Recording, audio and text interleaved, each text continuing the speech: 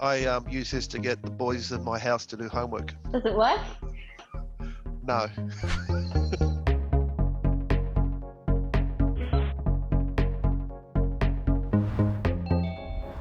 Hey Brett, how's it going? Hi.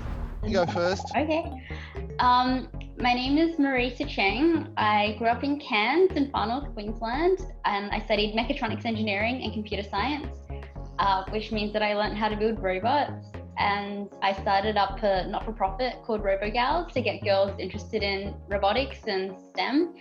And then after university, I started a robotics company making robots to help people in their everyday lives. We make robots for people with limited upper limb mobility, people with disabilities, and children who can't go to school. I think I might have heard about your program.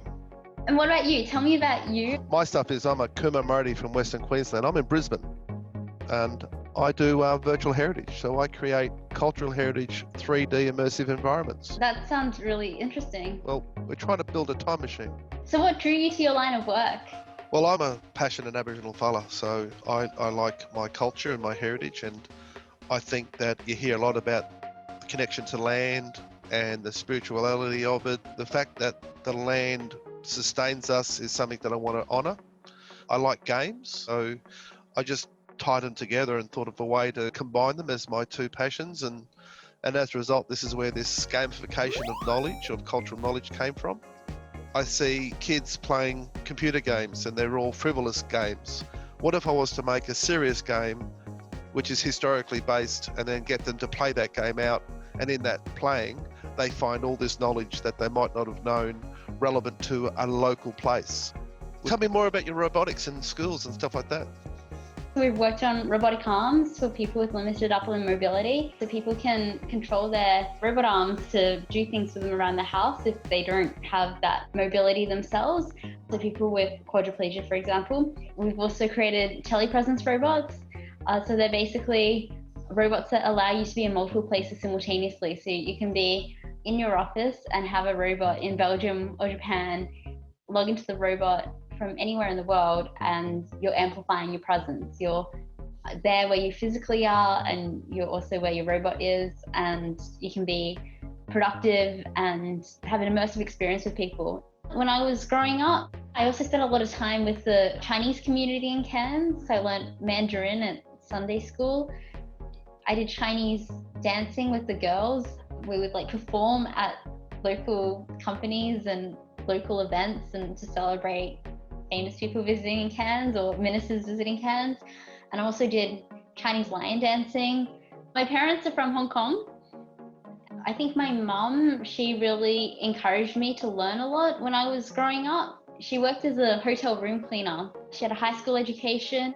She said, I can't teach you everything, but I want you to learn as much as possible, and then you can take what you learn from this area and bring it to your work. What my mum has taught me has played a part in my everyday life. Just keep working hard, keep doing your best, and help people. And you are, and that's, I guarantee you she'd be bloody proud. And by the way, my mum was a hotel cleaner on the Gold Coast. Oh, nice.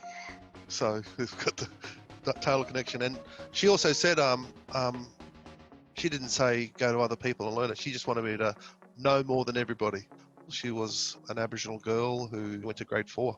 She wanted to really learn, but she just never had that opportunity. I did a paper in Hong Kong, at Hong Kong University. Yeah. Oh, great. Yeah. I can fondly remember crossing that harbour in a ferry and getting across to my meeting. We were staying across on one side where there's all those flash hotels. You know the street I'm talking about? Yeah. One of my friends is now there as in this area of virtual heritage. My brother is actually doing his PhD in anthropology right now. Oh yeah. He's particularly interested in Southeast China and my parents and their immigration and story from Southeast China to Australia and all the other immigrants that came from that area. It's always good to know where you're from. I think that connection to place, that identity to a place, I reckon I can see and probably hear from your words that it's your brother's driving force as well. A long journey's got to start with one small step. Yeah. And then secondly, you're open to know everything you can find out.